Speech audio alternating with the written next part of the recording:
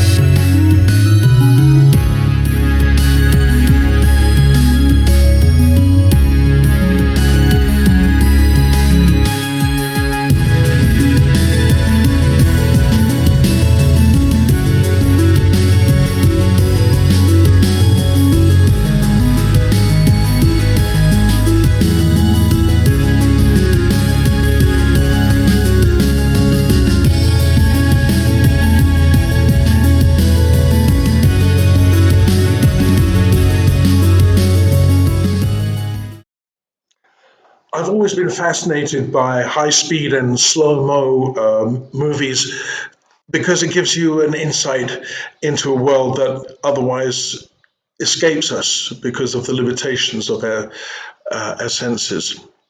I'm going to show some more of this, but first I thought I would take a little time out to talk about computers and how you use them and how to use the browser and some of the pitfalls that the browser has and some of the things you can do to take advantage of those pitfalls and how you can stop other pitfalls from happening. So today I'm going to show you how to use an ad blocker. Now, what's an ad blocker and why do you want one? Well, an ad blocker is a sort of a guardian that stops cookies being placed on your browser that allow companies and organizations to basically track you. Now, why would you want to stop them from doing that? Well, they want to know where you've been, know where you're going, how much you like something, how much you don't like something, how long you stay on a page, how long you don't. All this kind of information, that belongs to you, and they don't need to share with you. So that's what an ad blocker does. So let's go and take a look at an ad blocker, see how you can install it and how you can use it. Now here you can see I have a fairly busy browser because I use it a lot. And a lot of people don't know about apps to begin with. So let me show you this. You can see up here in this row of extensions, I have, this is my ad blocker here, and it's got a little thing there that says 2 on it. That means that there are 2 attempts at either placing cookies or modifying cookies on my browser. So let's stop them from doing that. And it's really quite simple. So all you have to do is go up to these little squares here. It says Google Apps. This pops up here. Open that up, and then there's this symbol here that says play.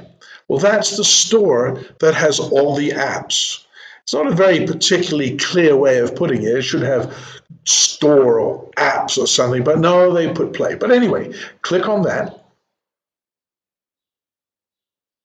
And then once you've got that, go directly up to the search engine up here and type ad blocker and enter. Now you'll see a lot of alternative ad blockers here, but the one you want is this one here. It's the best, it's the most reliable, and it's been being improved upon over years. And you can see it has a lot of stars, and it's got a little tick there. I think that must be because I have it installed on mine. But basically, all you have to do is click on that. And then once you've done that, see here it says installed on mine, but on yours, it will say install. And you basically just click on that, and you might have to click 1 to 2 more times, and then it'll prompt you. And then you'll find that once that's done, this will appear up here, and this little thing will appear up here. And it pretty much runs automatically.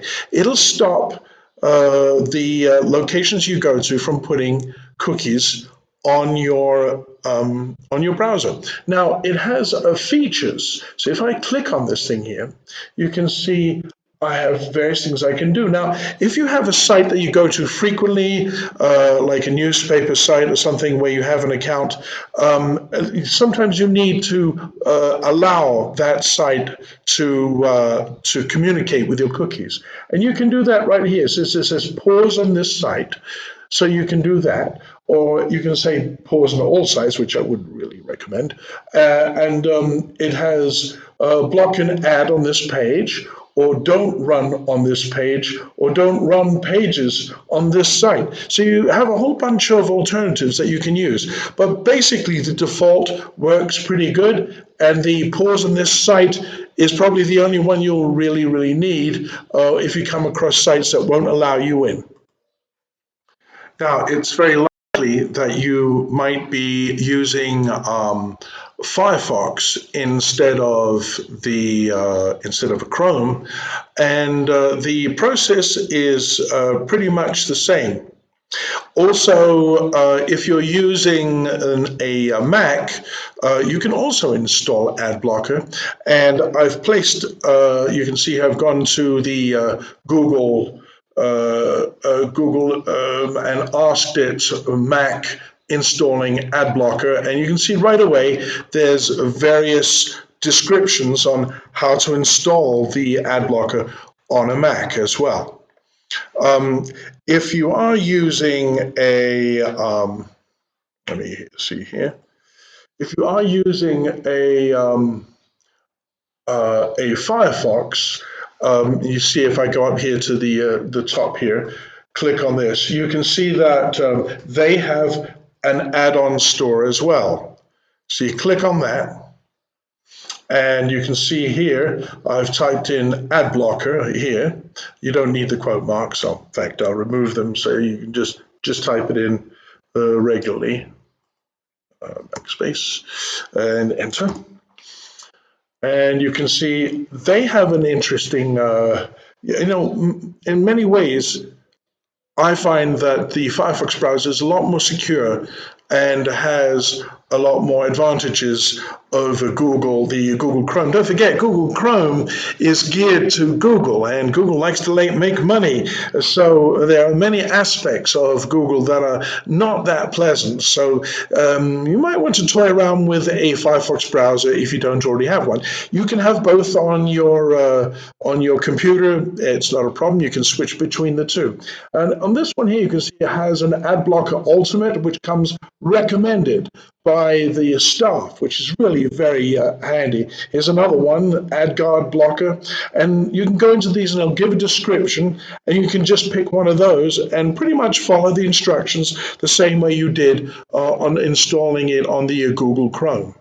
Well, that should satisfy the tech part of Science Tech Nature for today. And if you have any questions about AdBlocker, and if I'm able to answer them, just please get in touch with me and I'll try.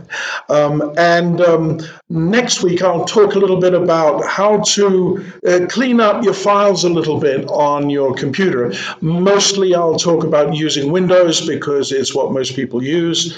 I'm sorry, Mac users, I don't want to throw you out with the baby in the bathwater and all that. But there is always help on YouTube. Go to YouTube. You'll find some snotty-nosed 12-year-old who can show you how to do it. And just remember on the video, if you do go to the YouTube video, there's a little thumbs up or thumbs down, and give them a thumbs up if you found their site helpful.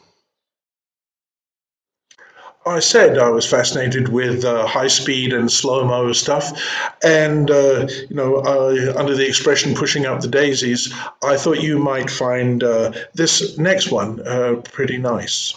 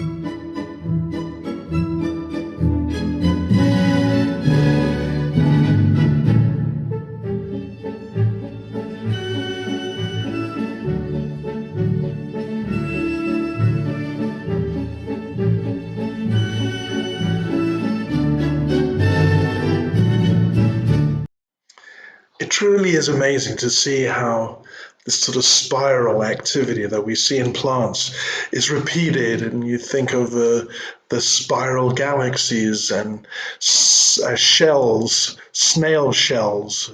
It seems like this is a sort of a repetition that we see throughout the cosmos, from the microcosm to all the way into the macrocosm. And I just find that absolutely fascinating, this sort of unification of nature through the entire scale of the universe. Staying on the theme of high and low speed filming, I thought this next little presentation was particularly poignant considering the state of the world at this point of time. With the help of an MIT colleague, Dr. John Bush, Dr. Bariba set about quantifying the physics of sneezes and coughs. If you saw someone sneeze with the naked eye, you would see drops flying out, and they go at whatever their initial speed is, and that determines their range. So in particular, that large drops go farther than small drops. Basically, there was no consideration whatsoever of the gas phase. They call this the multi-phased cloud. It's really to try to highlight the fact that it's not just droplets being emitted, but there are really this background turbulent, hot and moist air that is swirling around, advecting these droplets further away. And to find out how important this cloud is to the spread of diseases, Dr. Bariba needed to visualize sneezes and coughs in their finest detail. You need to basically have a camera that is not as light sensitive, so basically black and white camera, and then we illuminated the droplets so that the scattered light from the droplets would be projected to the camera. So you have an individual standing there, sneezing, and then you laugh a lot. Sneeze after sneeze, Dr. Bariba collected data, which she could then use to model the act. So the analysis relies on image processing techniques and algorithms that have to be developed to really track both the cloud and the droplet trajectories. Turns out we grossly underestimated the effect of the multi-phased cloud. You think of the cloud as being turbulent, that is to say very disordered, vigorous motion. If characteristic speed in that cloud is larger than its settling speed, then it will be dominated more by that internal cloud motion than by its settling speed. Translation? The smaller drops go much further than the large drops. Because the cloud keeps them afloat. And right now, the finding shows that these clouds, particularly under usual conditions of temperature and buoyancy, has a tendency to go higher in the room and get sucked into the ventilation system. I could be in this end of the building and somebody could be in contact with my pathogens through infiltration in the ventilation system without me actually meeting that person. It's a little disturbing, no? I am definitely more aware of sneezers and coughers all around. But it does definitely impact the sort of design of places where pathogen transport is critical, particularly, again, hospitals, classrooms, and airplanes. And like all good research should do, a stream of questions flows from this new model of sneezing. If, for example, we were to change the ambient conditions indoor, temperature, moisture, by how much would we extend the horizontal versus vertical range of the cloud? Once you have an individual that is sick, what happens and how is that different? And then by adding obstacles, such as an elbow or a tissue, now we can also assess their effect. However, Dr. Bariba and Dr. Bush have proven once and for all that math doesn't need to be a dry subject. And then people aren't really aware of what the applications are, but if you actually use it for describing physical systems, you realize what a powerful tool it is. I'm trying mostly to stay away from the coronavirus theme because I'm sure you get plenty of that on your day-to-day ingestion of media. However, seeing as we just saw a video about sneezing and what it's capable of, this article here, you may be able to spread the coronavirus just by breathing. And your report finds, well, you can read that on your own time. I just wanted to give you a heads up that, and I thought it seemed to fit with what we just watched, a heads up that this is here. We have some new news about the sun.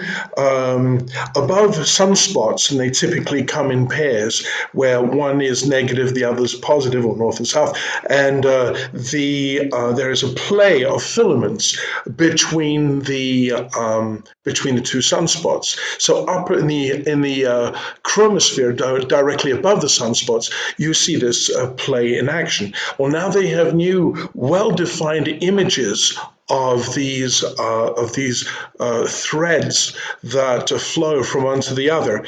And on some of these, you can actually see, it says here that the distance between these can be something as thin as between Washington and Philadelphia in thickness. Now that sounds pretty thick, but you have to remember that you're looking at the sun here. Our sun is here. This is this Earth to scale. So you're talking about pretty thin filaments. And my own speculation is it'd be interesting to see as they get closer in to look at those filaments. I wonder if they're spiraling. We're heading into the microcosm a little bit here, and I'm thinking artificial intelligence, and I'm thinking just general intelligence.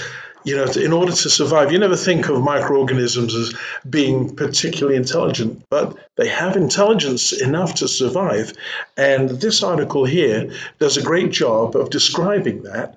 And towards the bottom, it's worth reading that it says here that our findings show that single cells can be much more sophisticated than we generally give them credit for, said Dr. Jeremy Guanadana, also from Howard Medical School. They have to be clever at figuring out what to avoid, where to eat, and all the other things that organisms have to do to live.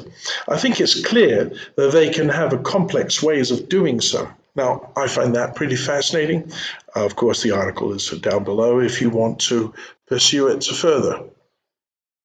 And here's a very interesting article about bees. And I know at least there's one member in the SciTechNature audience who is particularly interested in bees, so I'm thinking of him at this moment.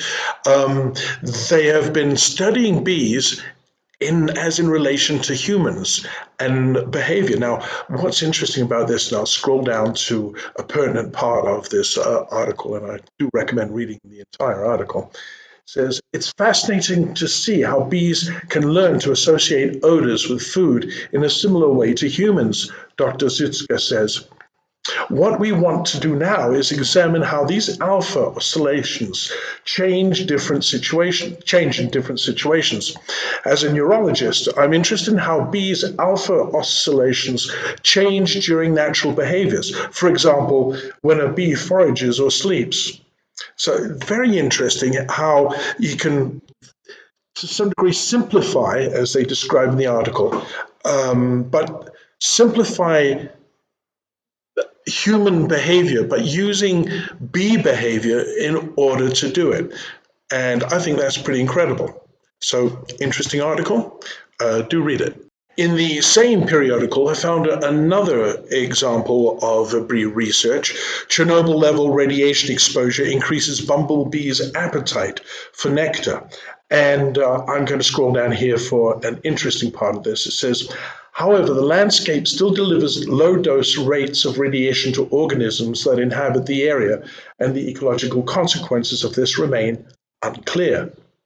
Whilst we know about how radiation affects some organisms at Chernobyl, one big challenge is to work out how multi-species ecosystems respond to this type of chronic radiation stress, and whether evolutionary responses have occurred in the species that live here, said Jessica Burrows, researcher at the University of Stirling. And towards the bottom here says, an increase in nectar consumption for the individual bee could be an important ecological consequences, as bees may need to spend more time foraging to collect nectar for their individual needs. So what I find so fascinating about this article is that sort of Chernobyl is giving us a chance to see a unique moment where nature is attempting to accommodate itself to a new environment. And I just find that absolutely amazing. And again, the article is very interesting, and there are links to the papers if you want to go further. How you doing, Tomato? A team of biologists at Tel Aviv University, Israel, has discovered that stressed plants emit sounds similar to many animals using ultrasonic clicks not detectable by human ears, and found that these sounds carry information about the psychological state of the plant. Now, isn't that quite amazing? I suppose I shouldn't be surprised. nature just continuously hands us new information that we really, have to explore further. As the author says, of the research says, more investigation on plant bioacoustics in general and on sound emission in plants in particular may open new avenues for understanding plants and their interactions with the environment, and it may also have a significant impact on agriculture. Wow. All right. You may remember last week we looked at some of the flora and fauna that disappeared 12,000 years ago, possibly due to an impact that occurred on Greenland 12,800 years ago. They're not exactly sure. But I found this interesting little video on MindQ, and I just thought I'd play you a snippet of it so you get some idea of some of the giant creatures that used to walk the earth. Not dinosaurs, but the later period ones, some of them, the ones that you would have seen 12,800 years ago. Pithecus blacki. While the biggest ape ever recorded was a human named John Brower Minnock, and he was an American who, at his peak weight, was the heaviest human being ever recorded, weighing 1,400 pounds. The biggest extinct ape, however, is the Gigantopithecus blacki, which was believed to have stood around 3 meters or 9.8 feet tall and weighed as much as 540 to 600 kilograms. They existed from perhaps 9 million years ago to as recently as 100,000 years ago. Number 6. The biggest deer, Megaloceros giganteus. The largest extant deer species is the moose, which is nearly 2.6 meters or 8.5 feet tall and weighed up to 800 kilograms or 1,760 pounds. The biggest extinct deer species, however, is the Megaloceros giganteus. They are known as the Irish elk or the giant elk. The largest, best known and among the last species of the genus, were about 2 meters tall at the shoulders and lived throughout the Eurasia during the last ice age. Their weight is estimated to be more than 600 kilograms or 1,320 pounds. Number 7. The biggest lizard, Megalania. Going on to the biggest member of the lizard family, we have the Megalania, which is an extinct giant goanna or monitor lizard. The youngest fossil remains dated to around 50,000 years ago. Regarding their size, in 2009, researchers revised their estimates to at least 5.5 meters or 18 feet long and weighing about 575 kilograms or 1,270 pounds. They dwarf the modern-day Komodo dragon, which is around 10 feet long and weighs 100 kilograms. Number 8. The biggest bear dog, Pseudocyan. Amphicyonids are often colloquially referred to as bear dogs. They are closely related to true dogs and a little less related to bears. It is uncertain where amphicyonids originated. It was thought that they may have crossed from Europe to North America during the Miocene epoch. Pseudocyan is a genus of bear dog which inhabited Eurasia and North America during the Miocene epoch, living approximately 3.22 million years ago, and they weigh in close to 800 kilograms. Number 9. The biggest hell pig, Daeodon. Entelodons are an extinct group of rather pig-like omnivorous animals with bulky bodies, slender legs, and long muzzles. The largest were the North American Daeodon and the Eurasian Paraentelodon, standing up to 2.1 meters or 7 feet tall at the shoulder with brains the size of an orange. Although they are termed as hell pigs or terminator pigs, they are not related to pigs. The largest, the Daeodon, weighs in more than 900 kilograms or close to 2,000 pounds. Number 10. The biggest snake, Titanoboa. Titanoboa is an extinct genus of a very large snake that lived in what is now known as La Guajira in northern Colombia. They could grow to up to 12.8 meters or 42 feet long and reach a weight of 1,135 kilograms or 2,500 pounds. The Titanoboa inhabited the first recorded tropical forest in South America. It shared its ecosystem with large crocodilomorphs and large turtles.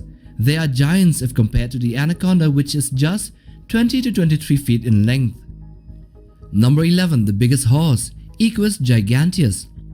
Equus giganteus is an extinct species of giant horse which lived in North America starting in the Blancan and died out about 12,000 years ago. It was not synonymous with other species of horses. It may have been as large as or larger than most draft horses. It was estimated to grow to more than 1250 kilograms and 2 meters or 6 feet 7 inches at the shoulders, which would have made them excellent mounts for knights if they were alive in the Middle Ages. Number 12, the biggest rodent, Josephoartagisia monesi. This next entry is an extinct species of South American rodent and is the largest rodent ever known. It lived from about 4 to 2 million years ago, during the Pliocene to early Pleistocene. The species may have weighed a ton or more, and orders of magnitude larger than any living rodent. The total estimated body length is 3 meters or close to 10 feet, with a height of 1.5 meters, which is 5 foot tall. Well, that is a big rat that can look down at the biggest modern day capybara as its baby. Number 13, the biggest bear, the Archotherium angustidens. Well, the only other bear similar in size to the polar bear is the Kodiak bear. Adult male polar bears weigh 350 to 700 kilograms and are the biggest species of bear today, while the biggest extinct bear is the Archotherium angustidens from Buenos Aires, Argentina, dating to the Encenadan epoch around 0.98 to 1.7 million years ago.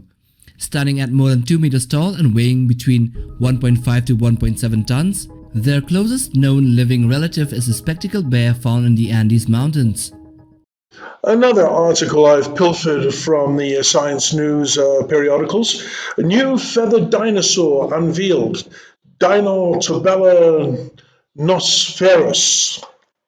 Let's get that guy up on the scene here. A new species of dromaeosauroid dinosaur being named Dineobellator notohesperus. Well, you never any shortage of complicated names. So I guess if you keep discovering new species, you've got to do that. You can't really call them old chickens. Has been discovered by a team of US paleontologists. And, the feathered dinosaurs are nothing new. They've been known for quite some time. The author, I'm cutting to the chase here, says at the bottom of the article, as we find evidence of more members possessing feathers, we believe it is likely that all the dromaeosauroids had feathers, Dr. Jasinski said. The discovery also hints at some predatory habits of a group of iconic meat-eating dinosaurs that lived just before the extinction event that killed off all the dinosaurs that weren't birds. You die. Birdies, you get to live. How did that happen? Who knows? In some ways, from the Bible, I always thought that God had a rather Monty Python-esque sense of humor. So there he is, standing with Moses, looking over the promised land, and God says, you see all that down there? And Moses said, yeah. He says, well, you're not going to get any of that. Well, the same may be true for us with this article, Old Human Cells Rejuvenated with Stem Cell Technology. And it goes on to describe how they can make old cells rejuvenate, as it says in the article. And it says here, when the researchers studied the patterns of aging-associated chemical tags called methyl groups, which serve as an indicator of a cell's chronological age, they found that the treated cells appeared to be about 1.5 to 3.5 years younger on average than untreated cells from elderly people, which peaks of 3.5 years in skin cells and 7.5 years in the line of blood vessels. And down at the bottom it says here, although much more work needs to be done, that's where the Moses and God thing comes in, we are hopeful that we may one day have the opportunity to reboot entire tissues, Sebastiano said. That's a lovely name. But first we want to make sure that this is rigorously tested in the lab and found to be safe. So you can expect that's going to be quite a few years from now. But it's still comforting to know that our children and grandchildren may avail themselves of this coming technology. An interesting article in Science News. Where in the brain does creativity come from? evidence from jazz musicians. And let's go down here. And it says basically, a new brain imaging study has studied the brain activity of jazz guitarists during improvisations to show what creativity is. In fact, driven primarily by the right hemisphere, that's the one where your left-handed people, all the woo, who knows what's going on kind of thing works in musicians who are comparatively inexperienced at improvisation. So the ones who are inexperienced in improvisations, it is the right side of the brain, the chaos side, that kicks in. However, musicians who are highly experienced at improvisations rely primarily on their left hemisphere. This is the hemisphere where everything is just so we must organize. So cutting to the chase, down here I found something interesting that says, if the creativity is defined in terms of the quality of a product, such as a song, invention, poem, or painting, then the left hemisphere, that's the organized side of the hemisphere, then the left hemisphere plays a key role, says Kounios, Kounios, Quenos. Quenos? Okay. However, if creativity is understood as a personal ability to deal with novel, unfamiliar situations, as is the case for novice improvisers, then the right hemisphere plays a leading role. So in order to organize chaos, you have to first understand chaos. It's a pretty amazing piece of research. Down below if you want to read more. And in phys.org, we've got a really interesting discovery. New species discovered during exploration of the abyssal deep sea canyons of Ningaloo. And I know you're just dying to know where Ningaloo is. Well, Ningaloo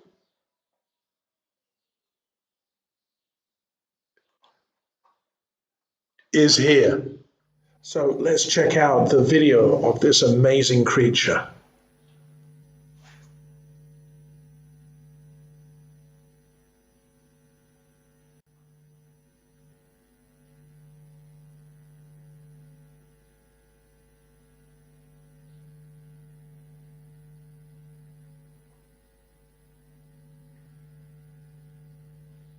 An estimated 150-foot long siphonophore, seemingly the longest animal ever recorded, was discovered during a month-long scientific expedition. That's a long animal. That's amazing. Now, here's an interesting one. Male lemurs may spread fruity love potions with their tails. And we have a video to that effect.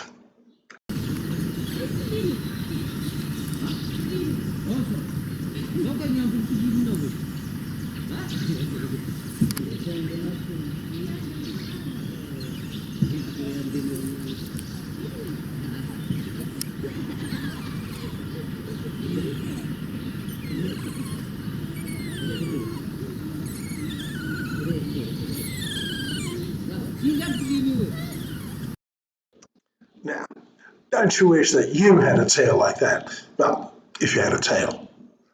And we have time for just one more, coming under the heading of problems solved. Here's mystery of 2 million-year-old stone balls solved. For nearly 2 million years, ancient humans crafted stones into hand-sized bowls, but archaeologists were unsure why. Now they know. Ancient people used them as tools to get at the tasty marrow within the animal bones, a new study finds. And apparently, from what I've read before, this is how we lived for a long, long time as a species, crawling around on the savannas, waiting for the other animals to finish the tasty bits, and then we would come along and we would smash open the bones that they couldn't break open, and we would eat the marrow inside. We had our very own ecological niche. And that's about all time we have for this week. I hope you've enjoyed it. I certainly did. And I look forward to seeing you. Well, I'll be seeing you, but you'll be seeing me next week, though I am looking forward to seeing you in the not too far future when the pandemic has subsided and we can get together again and have our Science Tech Natures face to face, which is just so much more fun. In the meantime, if you've got any questions or any comments, please add them.